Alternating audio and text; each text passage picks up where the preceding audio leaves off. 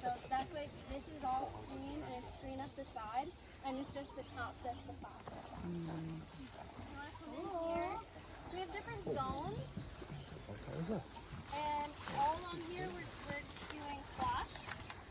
We've got zucchini and they call it scallop, but it's like patty pan squash.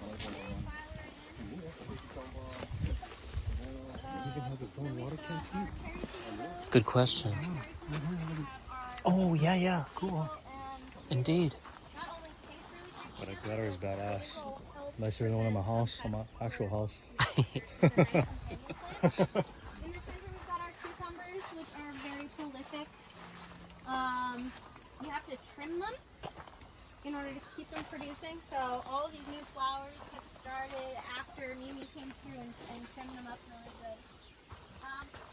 Our vision is No, you're fine. called, No worries. lower and lean.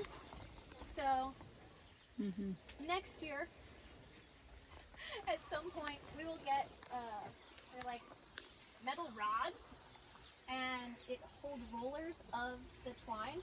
And what you would do is you would lower and lean the plants this way, so that they're not throwing straight up. Once they reach the top, you start leaning them over, so that you can continue picking and harvest. And you're just extending the life of all of the plants. So this is everything's like 1.0 or 2.0. This is been in the ground for like 2 months maybe. After the cucumbers, we have another row of tomatoes. We're still trying to figure out what grows really well in what way. To do it again, we would probably not put tomatoes on the other side of the cucumbers, because the cucumbers block a lot of the light. And so putting something on the other side of it that likes cool and more dappled shade. And then we've got the Swiss chard. Swiss chard did really well in here. Our leeks did not. We're also... Yeah. Did you see the leeks doing terribly back there? That's it's very sad. We tried to do carrots, and we've got 3 volunteers, I think, at this point.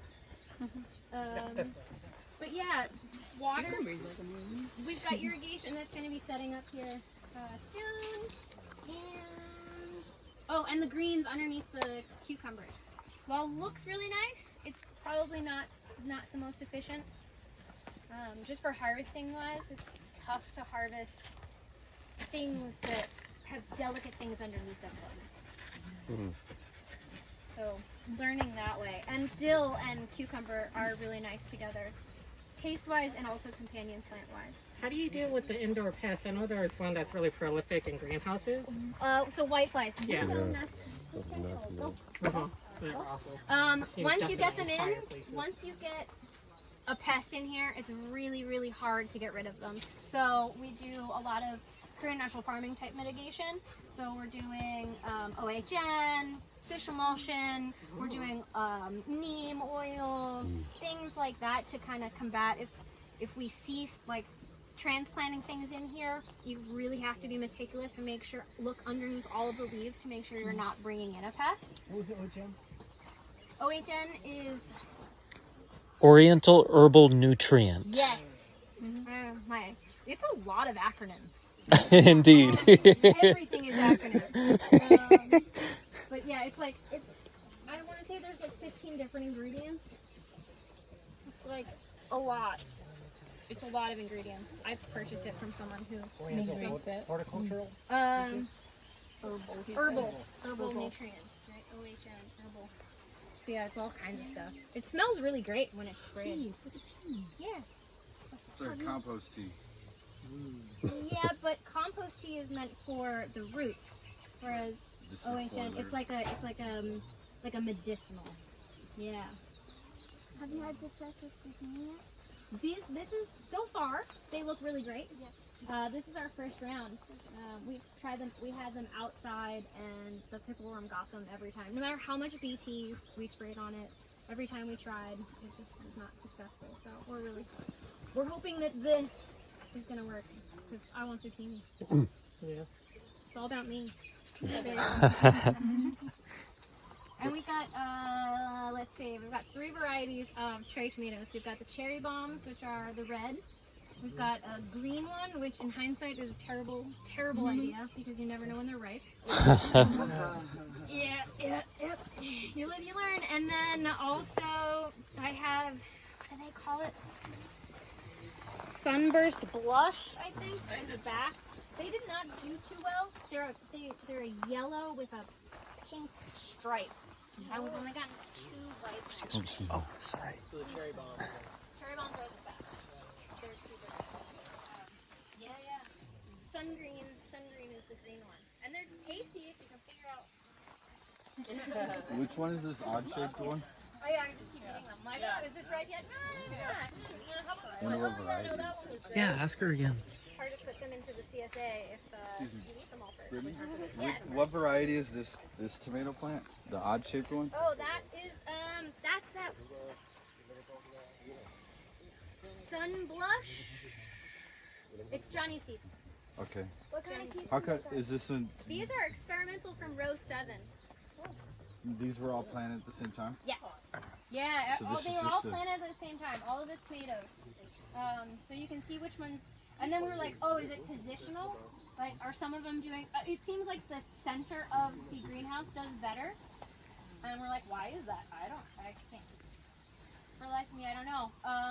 Our sun position has changed since these plants were put in, right? So before it was a little bit more dead on, now it's off to the side. With the season change. So yeah, and the basil too. There's some basil that are just rocking it, and others are just not happy. So, like, you just like tie a little Yeah. produce knot and then it just goes up by itself. Yeah, and another technique is you plant the end when you plant the tomato to anchor it. But yeah, we're trying this way first. And there's lots of different ways, and people have their own opinions on how to do it, and you just kind of pick one and test it out and see what works.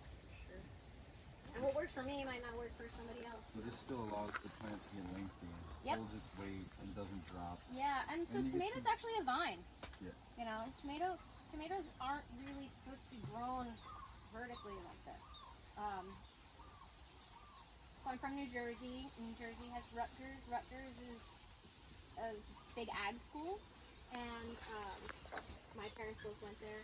And they have an ag day, and their tomatoes they grow in baskets, and all their tomatoes hang down, and so it kind of makes sense. But for this is very traditional how you do things. Maybe a lot of hanging baskets too. Or just imagine if you had to stick those with the holders to hold all of your tomato plant together. Yeah. So you would slowly push out. Yeah. And you could Well, what's nice, so you go in and you trim too, and that helps the plant focus on producing the fruit. So having a real leggy, full tomato plant, while the greens will look great, you might not produce enough fruit. That's why these two are like trimmed here that I see. Topped. Oh yeah, and we're topping them to help produce more. Yeah, you can see how they don't have much. Look at him. Look at him. Yeah, they're not producing much fruit, so I'm trying to force them to. Yeah, did you also top the cucumbers? Yes, we did. Yeah, we did. We topped them. They started. There are some that are looped over and are coming down the other side. But yeah, we topped them. And the ones on the end look like they're getting pretty much done. Those at the end were kind of late, probably because of shade.